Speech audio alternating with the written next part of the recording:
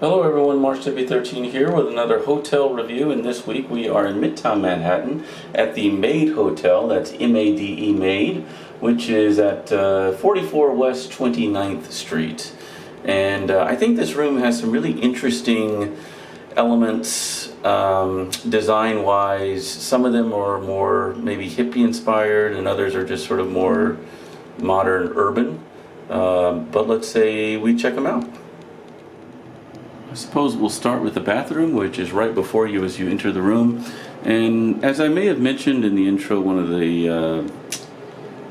the features of modern sort of reimagined Manhattan hotel spaces is, of course, very efficient utilization of space. And in this particular case, this bathroom contains a toilet, it contains a basin, shelving, and a walk-in shower, all in a very, very tight space.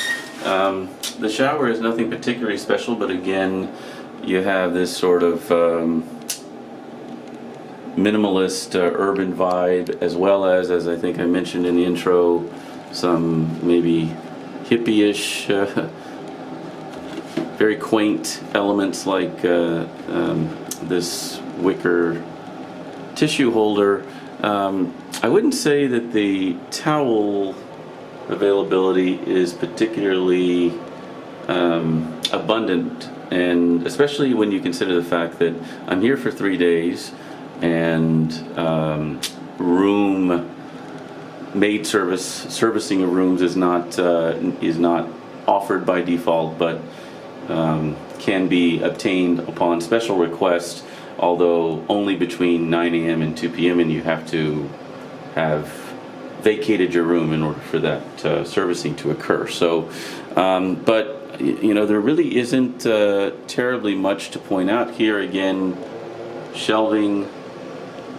In terms of bath amenities, appears to be quite limited actually. The lotion looks nice, but I don't recall seeing any shampoo. There is a bar of soap, so perhaps the shampoo, the omission of the shampoo was accidental. I'm not sure. Sometimes in these space-efficient hotels and environmentally conscious hotels, you'll find little soap and body wash and shampoo dispensers inside of the shower, but as you can see, they are absent here. So let's move on. And as we enter the main living space, I'll reiterate what I said earlier about the efficient use of space in these Manhattan hotel rooms. And oftentimes you can't really save space when it comes to bedding unless you have kind of a bunk bed arrangement. So often the bed, particularly if it's a king or queen size bed like this one, it will dominate the space and you'll have to save space in other areas. And I think this one is no different. And as you can see, you have this kind of hippie vibe on some of the trimmings on the bed frame here. But there's a reading light, plenty of pillows, and they look relatively comfortable. The bed, as you can see, has a significant amount of give. It actually feels quite comfortable, but it's sort of different from any other bed that I've encountered recently in travels. It almost feels like a memory foam or something like that without much memory. But it is soft here. And nestled here in the corner, the only drawer space you'll find is here at the foot of the bed, and one of these drawers is devoted to a safe. But it's nice to see a safe in a room that is, again, relatively space efficient. In the other drawer, we find space that you can make your own, plus a hairdryer. Now, as I mentioned, there's an urban, new agey, almost maybe Pier 1 like vibe if you look at the ceiling here. and contrasted with the hardwood, genuine hardwood floors, and design elements like this floor wicker lantern contraption. There is no working space as you might find at a typical hotel, but and there's no chair as far as I know anywhere. But there is this little desk-like thing, and it looks like it folds up. In the interim here, I've set my extra key. There's a Wi-Fi code here, and they gave me some interesting things, some tokens. There's a bar, maybe a couple of bars downstairs, and I think maybe even a restaurant in the basement, they were saying. But these tokens are for wine and or, I believe, espresso drinks. And I believe they were saying that tea and drip coffee are complimentary during business hours. And again, efficient use of space. Actually, I'm not sure this is a good example of efficient use of space, but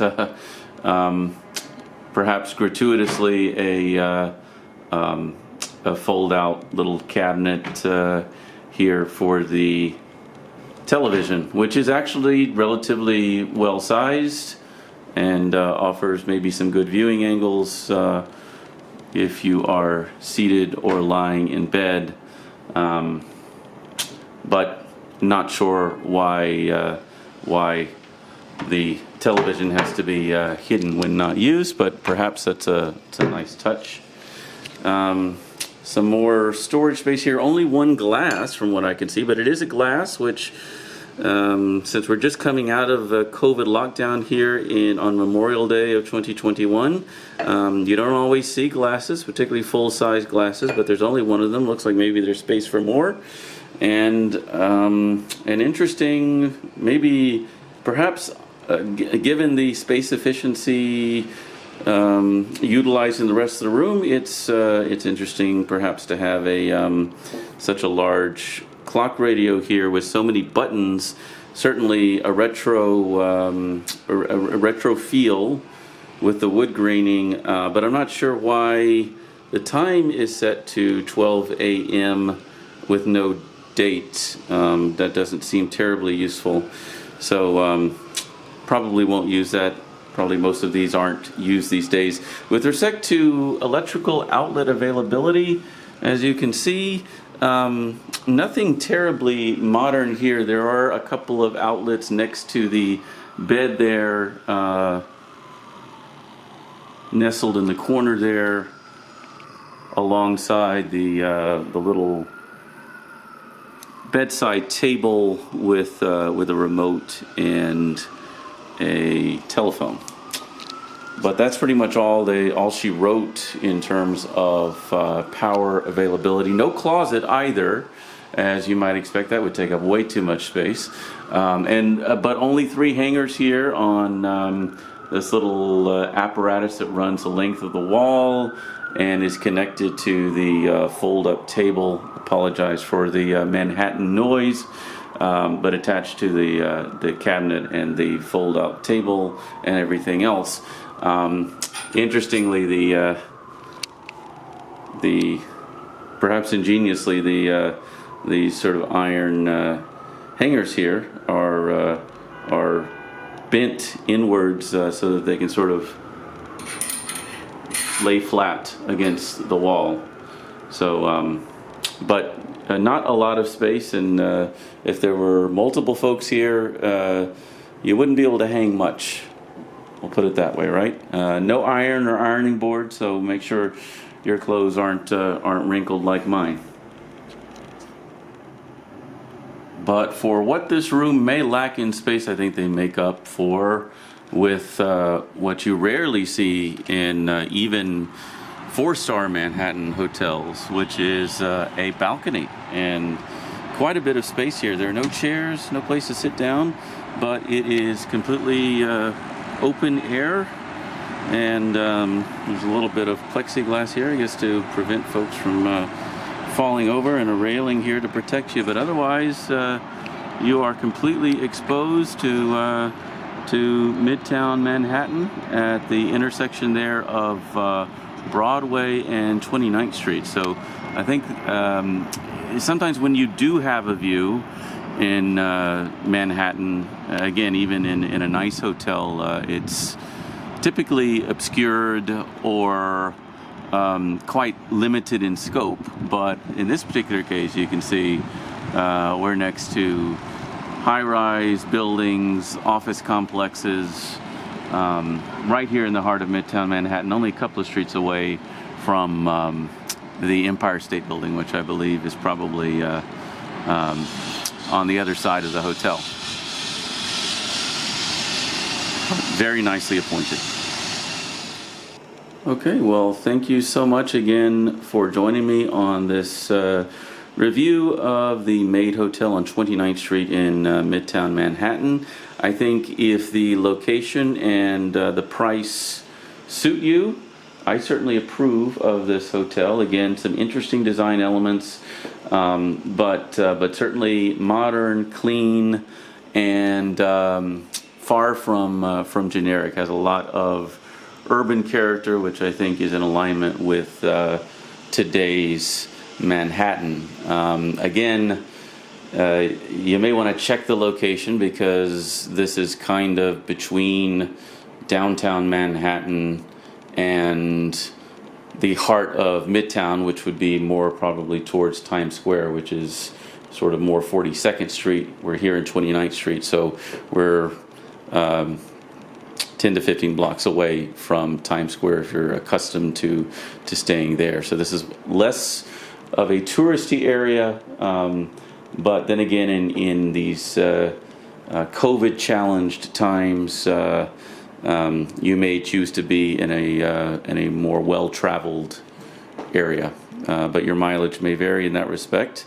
And I wish you safe and happy travels until the next hotel review. Marsh W13 signing off.